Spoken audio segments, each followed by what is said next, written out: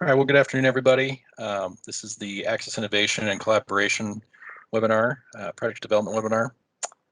We're going to take the next half hour or so to go through some slides, just getting a rough detail of what the program is, at least for folks who haven't participated in the program previously, but also those who have. We have made a few changes since the last time we made a call for projects, so tune into those. Following this presentation, we'll give folks an opportunity to ask some questions. In the interim, though, I would suggest entering in any questions you have into the chat, and then we'll have Matt kind of look through those, and any program-specific questions we'll certainly make time to answer. And then if some of those project-specific questions come up, it may apply to more than one agency, so we can certainly address as many as we can, at least with the time allotted. Didn't want to take too much time out of everyone's day. So with that, I think I'll hand things over to Corey. He's going to kind of give an introduction to the program and sort of its background and how we see things going forward. Then I'll get into greater detail of the types of projects folks have applied for in the past, and then those changes that we will experience with the updated application process. So with that, I'll hand it over to Corey.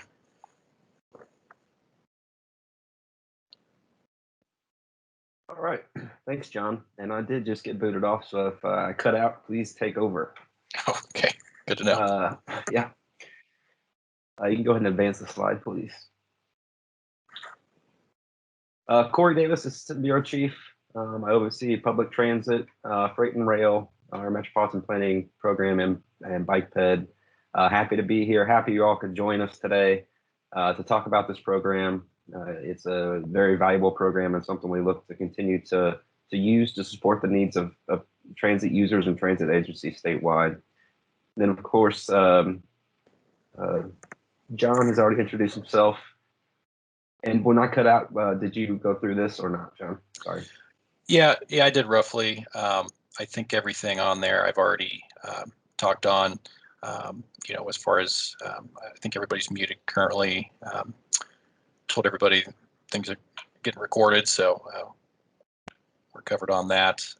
I think as far as any further discussion afterwards, we'll be posting some additional FAQ as well onto our website here in the coming days. So keep a lookout for that. So I think that's all I have. And you hit on this a little bit. We're going to talk about the IKE program and how that program makes this AIC program possible. And then, like John said, he'll get into some more of the details of how this is going to work this go around.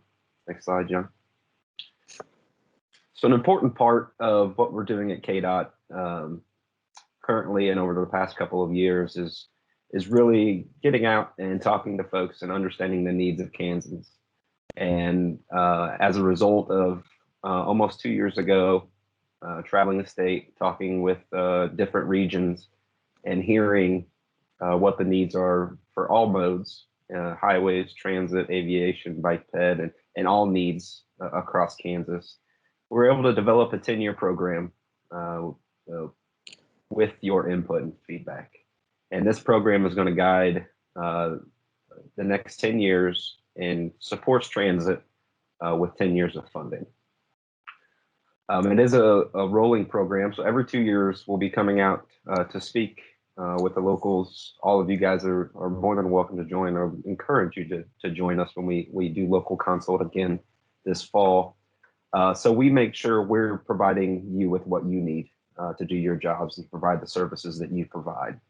We have an opportunity with this program to be innovative. We have flexibility, and we want to continue to be good partners with everybody across the state. So we're making practical and right-sized improvements that support the multimodal network and the highway network that we manage.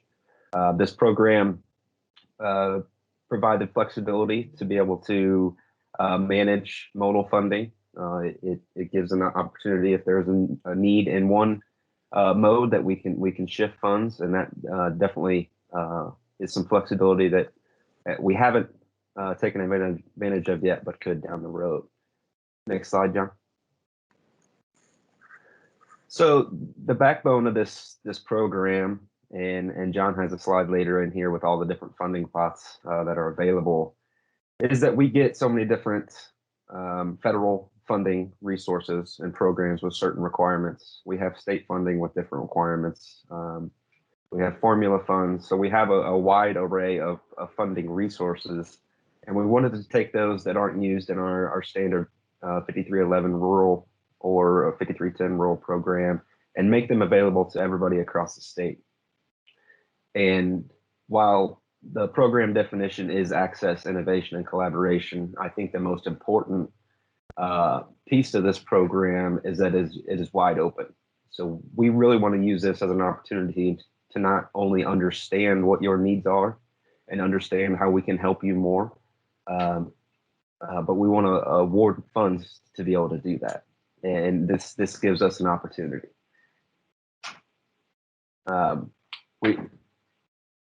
The access, innovation, and collaboration, those are some themes that we want to follow and improve across our state. Access, healthcare access is a huge issue, as you all know. We want to make sure we're providing opportunities for that. We want to look into private public partnerships and support your needs through those conversations. As I mentioned, several different funding pots. The largest is really our bus facilities, bus facilities, where we receive a large amount of funding each year. We also have state funds. We receive 11 million annually in state funds. Much of that is spent supporting urban and rural transit operations. But over time, there's also a pot of funds that have built up that we can use for this program as well. And really, as it says on this slide, and goes back to my access comment, we want to continue our efforts with mobility. We're expanding our mobility manager network, so we want to partner with them to see what kind of opportunities are out there, and ultimately want to just provide the most optimal service to the citizens of Kansas as possible. We know the importance of transit in urban and rural Kansas. We know there is a need for a connection from rural areas to urban areas and vice versa. So we want to use this program to continue to meet your needs and help facilitate partnerships and facilitate conversations to expand on the hard work we all do every day. Slide, John. And then I'm going to hand it over to John here. I'll just want to reiterate my thanks for everybody joining. Please take advantage of this opportunity. I know John will touch on this again, but I just want to reiterate that this is a great opportunity for us to go beyond what we're doing in certain spaces and really bring forward some special, innovative projects that can help Kansans get where they need to be every day. So thank you all, most importantly, for what you do and the services you provide. And I will hand it over to John. All right. Thanks, Corey. Can you still hear me? Yes. Yes. Okay, good. So yeah, thanks everybody. I'm just going to go into detail as far as different types of projects folks could potentially apply for, some success stories we've seen the last couple of years, and then kind of get into the application process a little bit more. Starting off, for sort of bread and butter when it comes to bus replacement, rehab, and purchase, we just want to make sure that while we currently have vehicles on the statewide bids, such as our cutaways, our transits, and passenger vans. This program certainly goes beyond that, whether it be electrical vehicles, low floors, anything along those lines are certainly up for discussion. And then potentially, if we see some additional interest in those, we could potentially have those vehicles be on our statewide bid in the near future. So just some conversations to have there.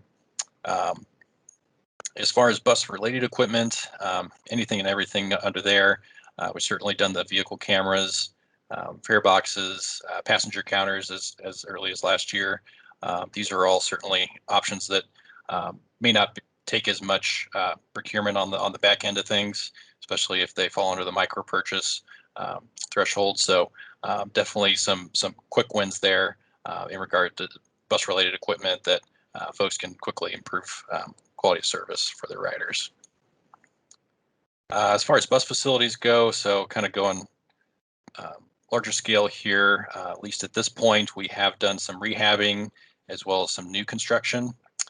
Haven't done any purchase of existing structures, so we just want to note that if that is sort of in your plans at this point for this program, not to say pump the brakes, but we certainly want to have that discussion before that purchase is made. There is some additional hoops jump through on the federal side of things if we do go that route. So that'll certainly something we can discuss on those one-on-one meetings following the concept forum. So just keep that in mind if that's something that you're considering. And then finally, innovative programs. This is sort of the et cetera pot here. So we funded the microtransit expansions with Johnson County last year. Anything and everything software related, vehicle maintenance, things like that, as well as enhanced mobility as far as sidewalk connections to transit access, even planning studies. We had awarded a electric vehicle study to Topeka last year as well. So definitely a wide range of projects. It's not just the vehicles or the equipment, but really that flexible funding gives us an opportunity to award definitely a wide range of projects. As well as applicants too. So if you do not see, if you're a participant today and you do not see yourself on this list, we do encourage partnerships as well. So while we encourage these applicants to apply for a specific project, it certainly doesn't restrict those other folks from participating as well as a partner in the project. So there's certainly been instances where there's been a mixed use facility where potentially at least a portion of a particular facility could be funded through this program. And then we just have to figure out those ratios of non-transit use versus transit use and things like that. So we certainly don't want to limit your imagination, I guess, when it comes to project applications. And we can certainly get into that a little bit more once we discuss the concept form. So real quick, we have some good success stories. As recently as last year, Coffee County was awarded a project expansion to their facility. They were housing a few vehicles in their bus barn, and we were able to expand additional 3,000 square feet to not only include 3 additional bus bays, but also some administrative space. They're certainly limited in their existing structure, so they're really able to condense all their operations into one facility there. Not only some meeting space, but just some designated space for drivers, dispatchers, and the director there as well. So that was certainly a great project that we got kicked off this last year. And then a little bit smaller scale, Sunflower did do some radio replacement here in the past years. So that really increased their dispatching capabilities, as well as some safety enhancements from access with the pictured ladder cage there that really helped out their facilities from accessing a lot of the storage that they had there that before that was definitely not a safe operation. So that was a quick win for them. As far as Flint Hills, they have a pretty large range of projects that they've been able to be successful with. Pictured here is the bus shelter that not only was designed by local students from K-State, but also was built with local talent, local companies. So really good community win there. And then recently their Points Streetscape plan, they're implementing some streetscape enhancements along that corridor, as well as some bus stop enhancements as well. So pretty wide range of projects there. So some great wins. So just to break down from last year, we totaled up approximately 33 projects, which equated to $7.5 million awarded. When you think about the local match required of just over $2 million, you're looking at approximately $10 million of investment for really only about $2 million of local match. So really a great win. And just as last year, we're looking at around $15 million available in total when you combine all the pots of funds. So picture there is our Transit Day at the Capitol, and just kind of a point of reference. This was pretty much the last public event for a lot of folks in 2020. That was usually around this time we would have our Transit Day at the Capitol, but obviously with the limitations of the pandemic and ongoing, wasn't the case this year. So we're looking forward to having that event again next year. So that was a good opportunity though to display our successes with the IC program and that first pot of projects. So that was a great win for everybody there. All right. So as far as cost sharing goes, we just wanted to get a little bit into the difference here. While majority of the projects we foresee will be that 80-20 split, there is a potential for an additional 10% to be covered. So basically what we're looking at is some connection to our planning efforts. So either our regional business model or either of our 10 coordinated plans that are coordinated with our CTDs across the state. So for example, Johnson County was eligible for the additional 10% due to their access to healthcare plan, and they were able to incorporate that into their coordinated plan. Just the same with City of Lawrence and their sidewalk enhancements, as well as ADA improvements, and then coordination to their coordinated plan. In addition to that, some other facilities were matched at 90-10 due to their regional in nature mission there, whether it be operations that would be activated through that facility, and just the regional nature and the operation of that facility. So there's definitely, I guess, a wide range of possibilities when it comes to that additional 10%. So that would be something that we would settle. Well, we could also discuss in the concept form, but that's definitely more detailed once you get to the actual application. So speaking of application, this is sort of first slide on what changes we foresee for 2021. Here in bold is currently our project development workshop. So we have a few more weeks until project concepts are due. And then during the month of April, we intend to schedule our concept review meetings where not only our consultants, but KDOT staff will sit down virtually, of course, with those project applicants based on the submitted project concepts. So following that meeting, or at least in the process, we'll be able to break down some of those upcoming requirements for the applications. So we're not only able to identify potential projects that may be ineligible, but at least prevent the opportunity from actually going through that whole application process before actually acknowledging that whether the project that they're applying for is eligible for funding. So we're hoping to prevent some of that as well. So that's kind of the timeline we foresee.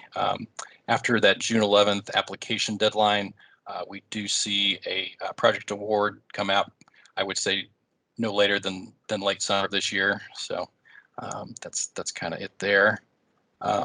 Real quick, as far as additional funding sources, well, most of these funds were available the previous year.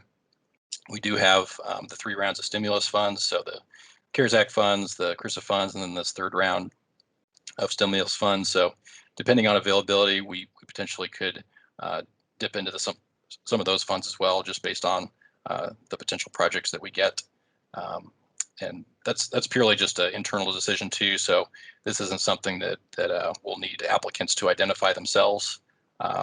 That's our job to kind of see which pot those projects fall best into.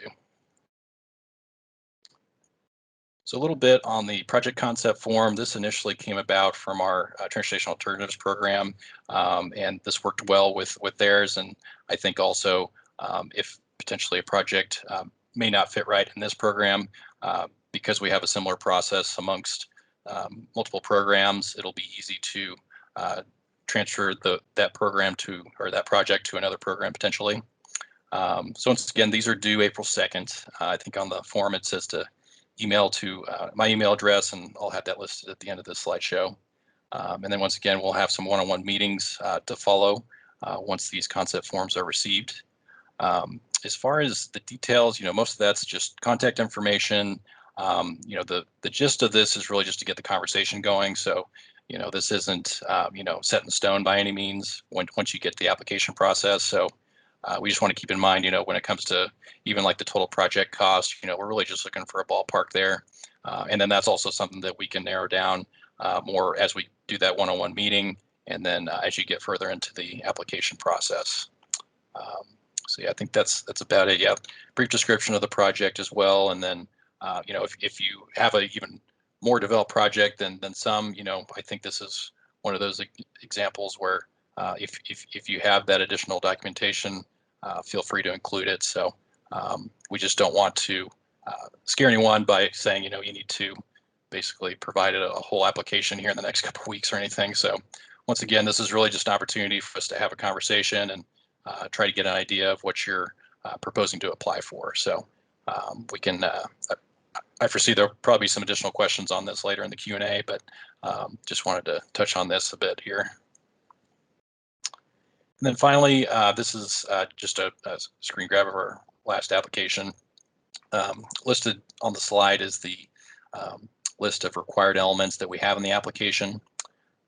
Primarily, the biggest difference from this and the concept plan, we'll certainly need an itemized cost breakdown, time schedule for the project, that specific description that connects the project to a plan if you're requesting the additional 10%, and then letters of support, endorsements, things like that. So that should all be included in the application, and we'll be making that available here in the coming weeks. So as far as that's concerned, I think that's about it as far as information we wanted to share. Currently we do have the program brochure and concept paper PDF. It is available on our website, so I have that listed on the slide there, so feel free to check that out. Should have some additional information on the program, and then that concept paper PDF is fillable, so should be a little bit easier to complete and then email my way. So that's my email address on there, as well as Corey's. Once again, if you didn't catch before, this webinar is being recorded, and we will be posting the recording on the webpage as well, and then as well as a accompanying FAQ from any of the discussions that we have going forward. So once again, I might send this back then to Matt to kind of get a gist of what we have question-wise coming from the chat. Once again, when we're doing this, I think we still have probably another half hour, even more, for Q&A. We want to kind of start with program-wide questions first, just considering the wide range in projects that folks may be applying for. There may be some instances where there may be more project-specific questions that could apply to other folks, but if they are a bit more fine-tuned to what a specific project is going for, we'll certainly reach out to that individual following this webinar and figure out what they're asking about. So without further ado, Matt, do you have any questions you want to start on? So we have just a few asking for further clarification on the eligible applicants, specifically speaking to only nonprofits that have a 5311, or when you say operating public transportation, or 5310s included as well in this call. Yeah, so both 5311s and 10s for sure. Yeah, and really that's while that's sort of the majority of the folks that we've received applications for, we certainly don't deny anyone from the urbans, whether it be a 5307 provider, but just in general public transportation providers, that's certainly an eligible applicant. Okay. Next question being related to the possibility of additional 10% of funds being related to our plans. Is the additional 10% for facilities or shared programs, but not for vehicles or equipment? Yeah, I mean, I would probably say it would depend on the project specifically. I think more or less when we're talking about coordination with objective as a coordinated plan, you're bringing in multiple entities, whether that be a more regional effort or just a combined effort that is more or less accomplishing a goal of two entities. So usually when it comes down to that, that's either some type of operating agreement or, like I said before, some type of facility and things like that. But when it comes down to it, though, there are certainly some innovative projects that we have seen come forward that, whether it is capital or operating, that is, as long as you can bring it back to your coordinated plan locally, then that is something that would be eligible for that additional 10%. So I wouldn't preclude any project at this time. So once again, that's another conversation that we can probably have more just from project to project. So. Right. And I know just real quick, depending on the scope of the project too, I mean, that extra 10% can really make the difference. I can certainly remember a few examples, even from last year, where without that 10%, some of those projects may not have been possible, at least from the local standpoint. So that's certainly an opportunity we don't want to take lightly. But yeah, we can certainly kind of figure those things out here later on. Yeah, and that'll be a good opportunity during those one-on-ones after the concept paper to determine if it's a possibility or not. Right. Yeah. Also, speaking about the concept paper, is there a certain length of project description you are looking for in the concept paper, word limit or page limit? We have the box on the page. It's a fillable PDF. If you can keep it within that keeps things simple. If you feel like you need to add more to present the case of your proposed project, you're more than willing to provide that. We just ask for a brief, clear, concise description of the project scope and need. And then if you have anything additional to add to that, supporting documents or anything, that's helpful too. But no specific word length, no specific page limit.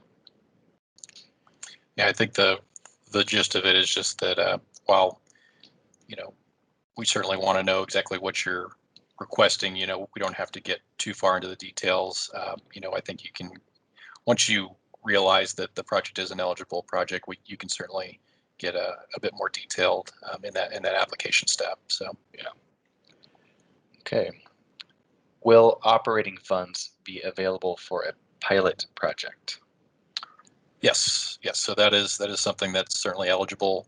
I think when we're talking pilot, I don't think that's restricted to just a single year pilot, but just based on the project and the scope of that particular project, and just available funding as well. I know not all these funds, all these pots of funding are available for operating, so there's only a certain capacity of projects that we could award in that type of project, but no, yeah, that would certainly be allowable.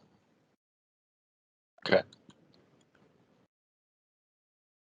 Can vehicles and equipment be combined on one project concept page, or do we separate? I guess I would probably say separate. What do you think, Matt, as far as well, if it's completely depending on the equipment type. Yeah. I would imagine that if the equipment is, say, a bus or a bike rack for a bus, that makes sense to be on the same concept paper. Sure.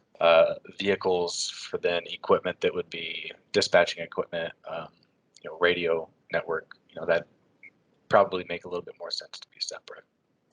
Yeah, I don't think you can do it wrong, I guess. So if it makes sense Right. to you to include in that concept plan, I think maybe looking forward, application wise, I think we've settled with if there are multiple projects you're intending to apply for, that you would submit an application for each of those projects, and then rank based off of which project you would prefer to be funded first, I think. So.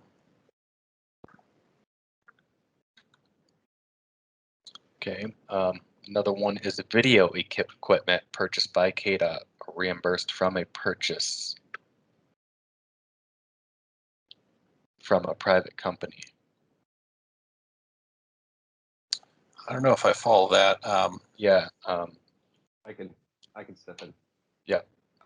I'm thinking it's security equipment, and it would be purchased locally, and that's what we will provide oversight and help with that procurement. Is the way I understand that.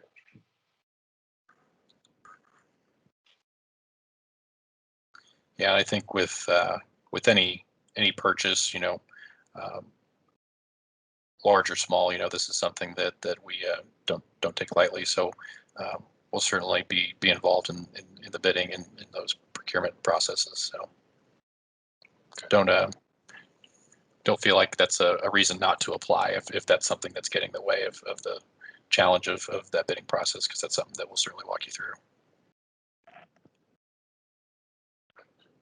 Okay. Is leasing of facilities such as a parking garage allowed? I don't know, Corey. I don't think we've gotten that one before, have we? No, but we can have that conversation, and we do. I know some folks lease storage and facilities for operations, so it's definitely, depending on the use, could be an eligible expense. So I think that's a good one that we would advance to the concept paper stage and have that discussion to firm up that decision. Yeah, I think anything that would go beyond an initial purchase or a pilot, I think this is something where while this may not technically be a one-off type program, we're certainly not expecting this program to support operating in perpetuity or for 5-10 years. This is more in the 1 to 2 year type time frame. So Okay. Let's see. Can you help define the non-state bid related to the vehicles? So basically, can providers procure larger cutaways than what we currently have? Is that the goal of the vehicle eligibility portion of this program?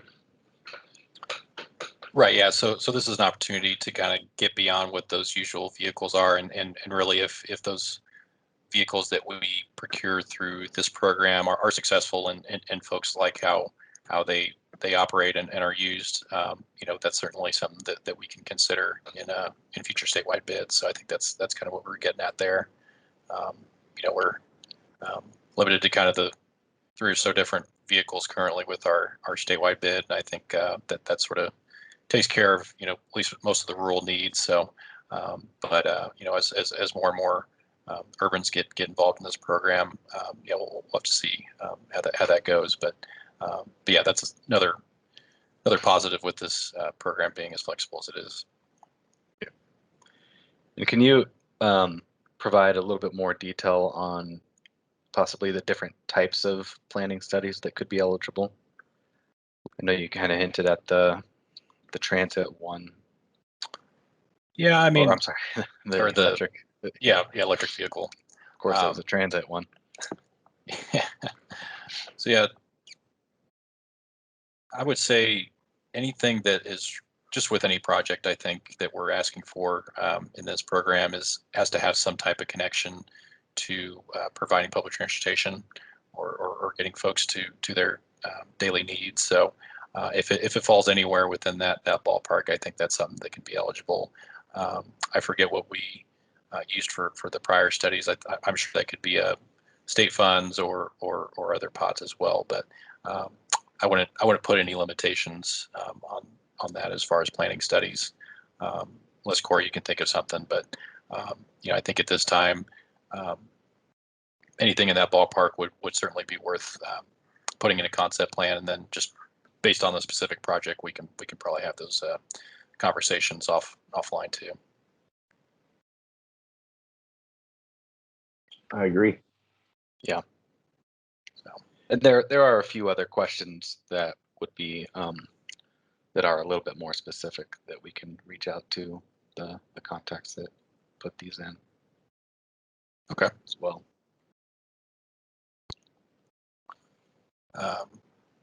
So yeah, unless there's any other questions from anybody at this time, like I said, we'll be posting this webinar on our webpage here shortly. We'll also have a FAQ of any questions we went over today. And then as far as anything else goes, like I said, I guess as far as reminder, those concept forms are due April 2nd. And then we'll kind of continue on from there. I guess, Cora, is there anything else you wanted to add before we sign off here? Anything I might have forgotten on those last slides? I don't think so. There was, Matt, did you get to Andy's question? Oh, I One more apologize. question. Yep. For clarity, if there are new access provided, innovation, or new collaborations involved, are traditional vehicle purchases eligible? I'm guessing that's the traditional, what we do already have, spec. Right. Yeah. Yeah. As in I want to see traditional. any issue with that either. No.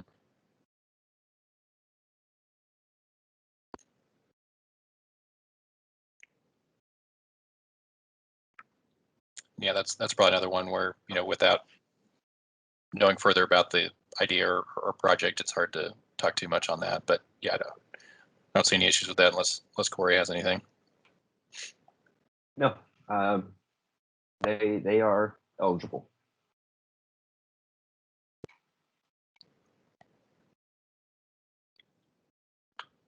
With that, we had another question pop up. Could we touch on Patrick's number 3 regarding software? That was one that I was going to reach out to him directly, but yeah, it says software reveal or something new. Yeah, the reveal conversation we'll have outside of this. The any software award would be something new or something on top of that. Whether it be Google Transit Feed or other apps and those kind of softwares, I think is something we could see. But yes, the reveal conversation is separate.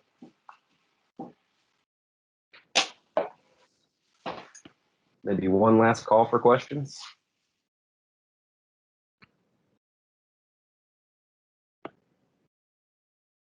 Not seeing any.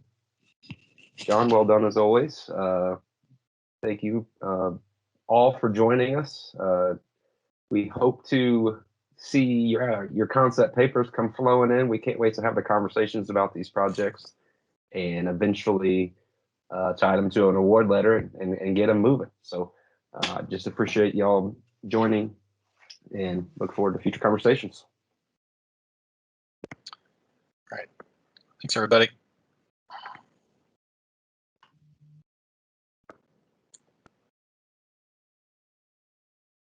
Oh, got one last one of funding timeline. Let's see. Oh, and how quickly do you feel this grant period would be completed? We'll reach out to them and make that clear in a follow-up for everybody. Yeah, it probably depends on the project type. Yeah, we can follow up on that. Don't see anything else. All right, thanks again, everybody.